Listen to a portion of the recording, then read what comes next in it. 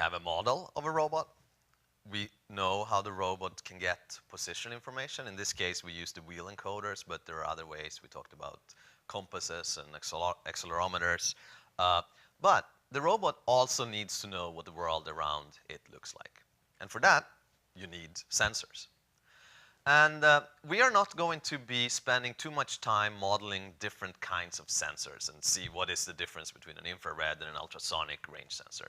Instead, we're going to come up with an abstraction that captures what a lot of different sensing modalities can do. And it's going to be based on what's called the range sensor skirt. This is the standard sensor suite on a lot of robots. And it's basically a collection of sensors that are the collection that is gathered around the robot that measures distances in different directions. So infrared skirts, ultrasound, LiDAR, which are laser scanners, these are all examples of these range sensors. They're going to show up a lot. Now, there are other standard external sensors, of course, like vision or tactile sensors where you have bumpers or other ways of physically interacting with the world, or GPS, or I'm putting them within quotation because there are other ways of faking GPS. For instance, in my lab, I'm using a motion captioning system to pretend that I have GPS. But what we're going to do mainly is assume that we have this kind of setup with a skirt around the robot that can measure distances to things in the environment. And in fact, here's the Capera. It's a simulation of the Capera.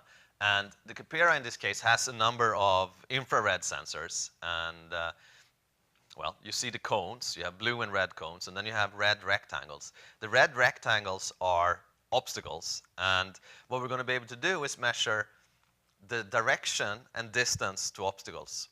So this is what type of information we're going to get out of these range sensor skirts.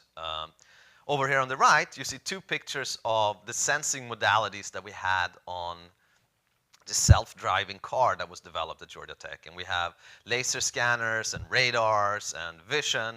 But the point is that the skirt doesn't always have to be uniform or even homogeneous across the sensors. Here we have a skirt that is heterogeneous across different sensing modalities. But roughly, you have the same kind of abstraction for a car like this, as well as for a Capera, little mobile differential drive robot.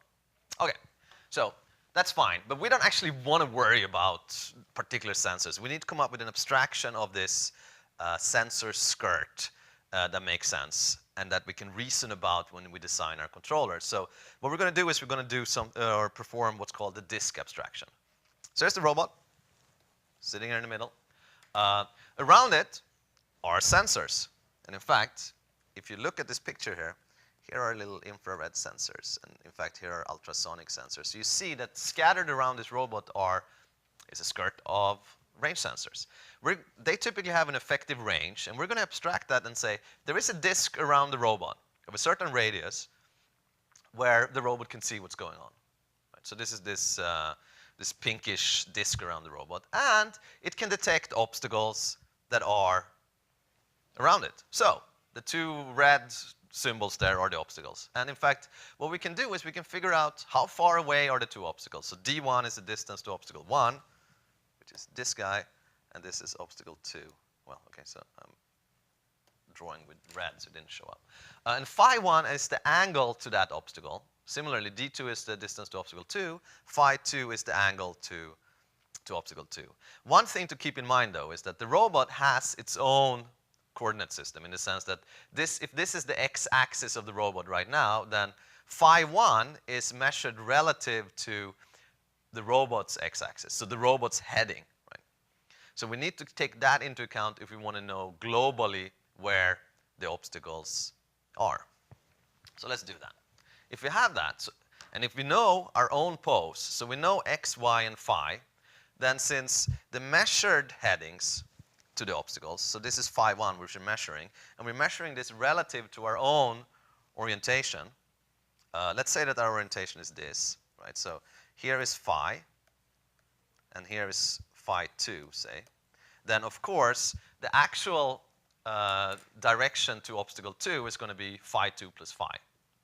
So what we can do is we can take this into account and compute the global positions of these obstacles if we know where the robot is. So for instance, the global position of obstacle 1, x1 and y1, well, it's the position of the robot plus the distance to that obstacle times cosine and sine of this phi1 plus phi term. So we actually know globally where the obstacles are if we know where the robot actually is. So this is an assumption we're going to make. We're going to assume that we know x, y, and phi, and as a corollary to that, we're going to assume that we know the position of obstacles around us in the environment. So that's the abstraction that we're going to be designing our controllers around.